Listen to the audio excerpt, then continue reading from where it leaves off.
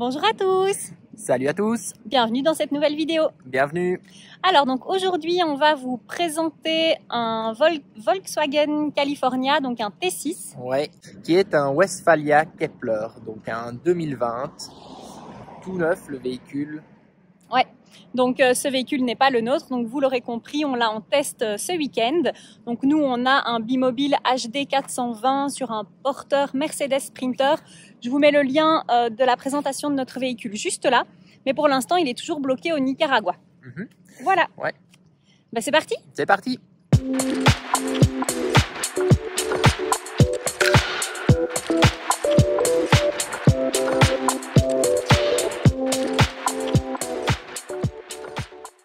Bonjour à tous, bienvenue sur notre chaîne. Nous sommes la Ambis Family. Je suis Jennifer et mon mari Cédric.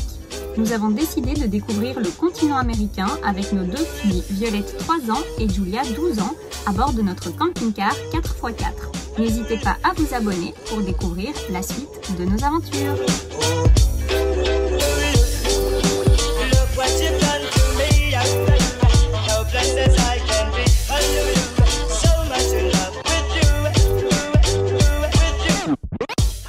Voilà, alors c'est parti pour notre tour extérieur donc du Volkswagen Westfalia Kepler.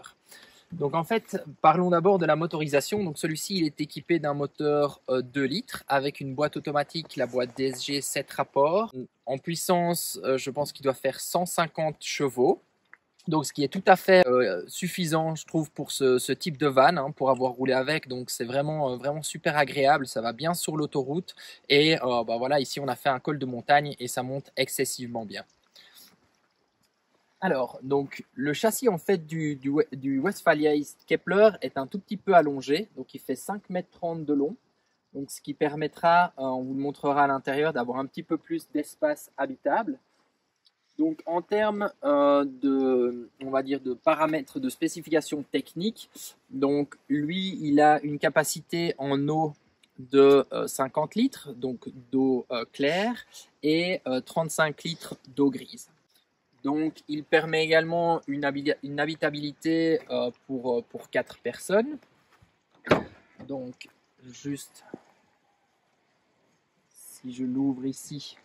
Donc voilà, comme je disais au niveau habitabilité, donc l'avantage que le véhicule soit un tout petit peu plus long, c'est qu'il permet d'avoir à l'arrière un petit coin toilette, donc avec une toilette chimique, hein, ce qu'on retrouve traditionnellement sur les camping-cars, avec la cassette de toilette qui doit faire, je pense, une dizaine de litres, mais également donc une partie douche, la partie douche qui est transformable ici, donc avec le bac de douche. Donc il y a tout un système pour venir mettre en fait un rideau, voilà, exactement, un rideau qui vient s'installer. Donc au niveau de la partie douche, donc comme je le disais, ici derrière on a le pommeau. Hop, voilà, le pommeau donc qui vient se brancher ici. Voilà, il est fixé. Et donc on a le mitigeur pour la douche, avec bien sûr donc eau chaude, eau froide. Donc assez facile d'utilisation. Donc c'est vrai que là pour le coup en été, on est tranquille pour pouvoir prendre sa douche. À l'extérieur, c'est ça qui est bien, c'est qu'on peut la prendre à l'extérieur et à l'intérieur. Voilà. Alors, donc voilà ici au niveau du tableau de commande, hein, et du système électrique, hein, du camping-car.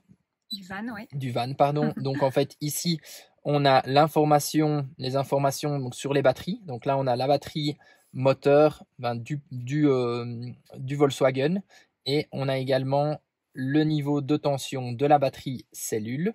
Alors à savoir que sur celui-ci, le petit point intéressant, c'est qu'il y a également un panneau solaire qui permet donc de charger la batterie quand on est arrêté. Voilà. Le pourcentage de mon réservoir d'eau claire, donc comme je disais, on a 50 litres d'eau. Pour l'instant, il est rempli à 50%. À 75%. À 75%, tout le temps pour moi.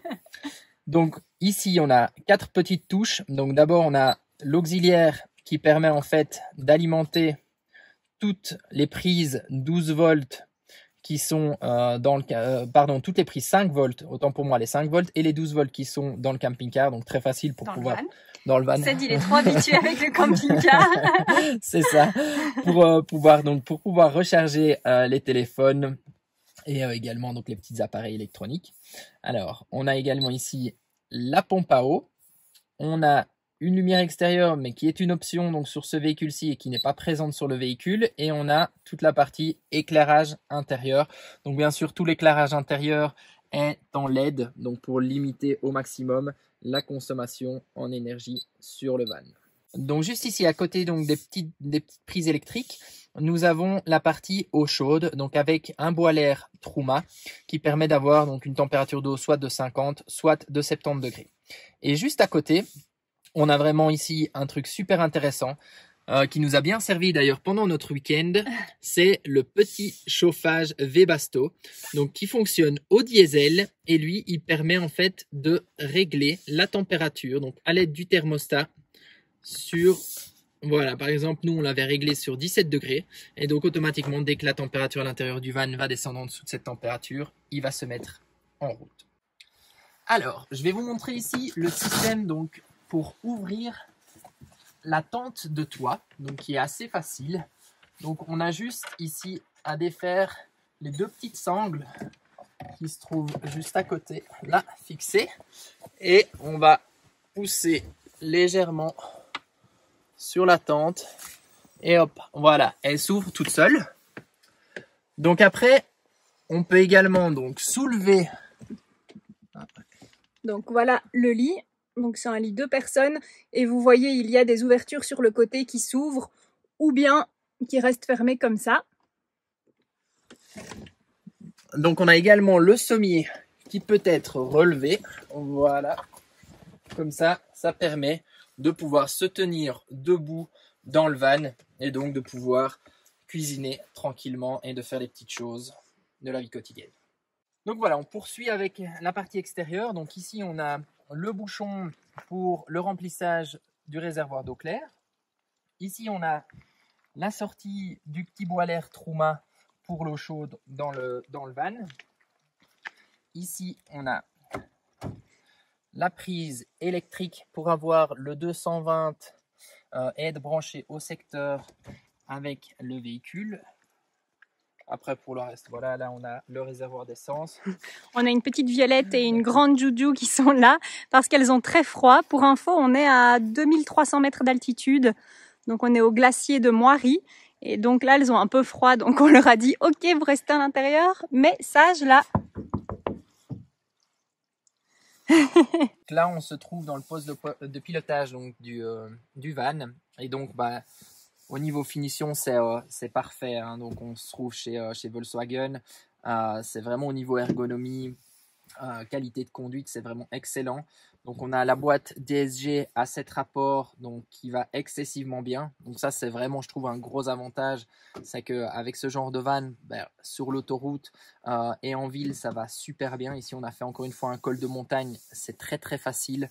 Donc, très agréable à rouler. C'est un véhicule qu'on peut également utiliser au quotidien, hein, pour moi. On a aussi le nouveau système donc, avec l'écran et l'Apple CarPlay, donc qui va très, très bien. Donc qui permet de connecter son téléphone et puis d'avoir toutes les applications, hein, sur le téléphone pour la navigation. C'est parti, donc maintenant je vous emmène à l'intérieur du van. Donc voilà la porte, vraiment l'accessibilité est super facile.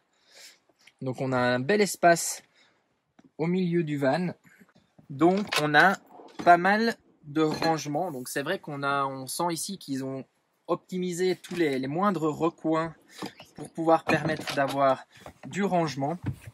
Donc on a les places assises avec les ceintures et on a cette partie-ci donc avec des petits caissons modulables pour pouvoir faire le lit.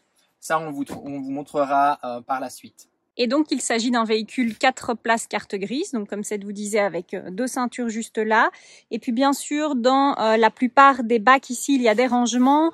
Et dans un bac là-bas, c'est le chauffage, hein, c'est ça, hein. Alors, ici en dessous, on a exactement le chauffage Truma. Oui. Et dans le reste, on a en fait tous des rangements oui. qui se trouvent ici et également ici. Voilà. Donc là, je vais juste vous montrer comment on installe la table. Donc c'est très facile. La table, elle vient se mettre dans le panneau de la porte, ici. Et on a le pied de la table qui se trouve là derrière. Hop. Voilà.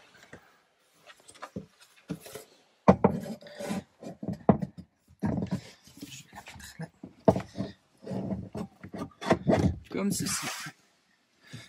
Et donc, elle pivote. On peut la faire pivoter dans tous les sens. Donc vraiment très très pratique.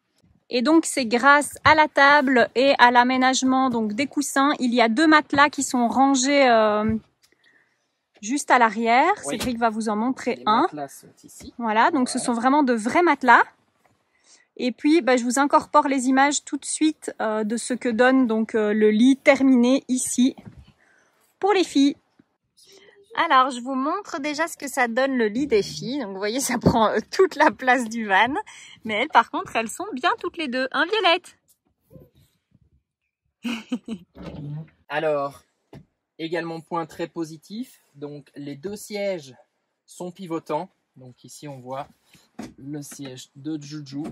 Donc, ça sert également donc, pour la partie couchage. On va retourner, donc celui-là, il est déjà retourné, mais on va retourner le siège conducteur. Et ça va nous permettre aussi de gagner un petit peu en espace pour la partie couchage. Alors, ça, on va.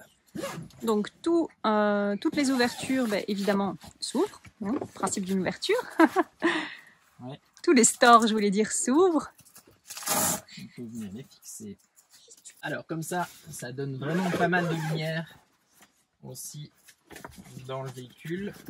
Donc maintenant, au niveau cuisine et plan de travail. Donc en fait, on a 2 becs de gaz ici. Voilà. Et on a notre petit évier ici. C'est hyper pratique, franchement, c'est hyper bien fait. Alors, on allume et hop, et voilà. Donc on a plein de rangements ici pour la cuisine. Oui, au niveau des rangements, la cuisine. Honnêtement, ils ont quand même bien optimisé. Donc oui. Ici, c'est la partie avec les coussins, enfin les matelas pour la nuit et le pied de la table hein, qui se range ici. Alors, ici, on a la partie frigo, donc qui est quand même ouais, franchement, qui est pas mal. On se rend pas compte, mais il est quand même très profond. Il est profond, oui. Et on a une partie également réfrigération. Congélation, pardon. Et puis au-dessus, tu peux montrer peut-être le petit miroir aussi. Alors, au-dessus, on a ce petit miroir-là qui est plutôt pas mal aussi. Pour la toilette. Et il nous reste donc toute une série en fait de rangements ici derrière. Donc là, nous on a mis les chaussures. Ici, on a le katane, très important. Voilà. Alors, également, ici, des rangements. Et la petite particularité aussi, étant donné qu'on a la toilette, on est... Voilà, si on veut s'isoler un tout petit peu pendant qu'on va à la toilette, on peut le faire. On est à moitié dans son intimité, on va dire. Avec ce petit store. Voilà. Donc quand même pas mal de place ici à l'arrière aussi. Oui, tout a vraiment été bien pensé, quoi. Et ici, finalement, on peut occulter également. Alors nous, là, pour l'instant, c'était cool parce que du coup... Ah, je voulais montrer la vue. Voilà, on peut occulter ceci. Pendant le petit pipi, vous voyez, on avait plutôt une vue magnifique. Effectivement, s'il y a des randonneurs, c'est peut-être mieux de s'isoler quand on est à la toilette. Et là, il nous reste en fait également un dernier coussin qui sert donc à faire le lit, qui a sa place ici, qui vient s'installer à l'arrière. Donc comme ça, il prend pas de place. Et on a tout. Et voilà. Donc voilà. Je pense qu'on va ressortir et puis faire un petit point sur la vie en van. Alors pour conclure, on voulait vous donner, selon nous bien évidemment, les points positifs et les points négatifs du van.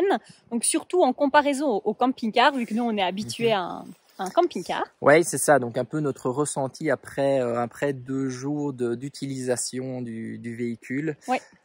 Donc Bah, voilà, moi j'aime vraiment bien le principe en fait donc du van. Je pense que le gros avantage c'est qu'il passe partout. Ouais. Donc c'est vraiment agréable à rouler aussi bien sur l'autoroute qu'en ville qu'en montagne. Donc il fait pas plus de 2 mètres de haut, donc on arrive à rentrer aussi facilement dans les parkings en ville. Ouais. Donc ça c'est vraiment je pense un point qui est très très intéressant sur ce véhicule. Après, pour nous, je pense qu'on est clairement mal habitué parce que dans notre bimobile, on a énormément de place. Il est très, très, très confortable. Donc, forcément, passer d'un bimobile avec des lits fixes, un grand lit pour nous, on a vraiment un énorme lit de 160 de large et 2,15 m de long, un tout petit lit ici dans la tente. En plus, forcément, on est en pleine montagne, donc quand on se met dans le lit, les draps sont un peu froids, mais franchement, après, on n'a pas du tout eu froid. Hein. Le chauffage fonctionne très bien. C'est vrai que pour le coup, on n'a pas eu froid. On n'a pas du tout eu froid. On a quand même passé des nuits ici on était à 6 degrés la nuit, donc on est quand même en altitude.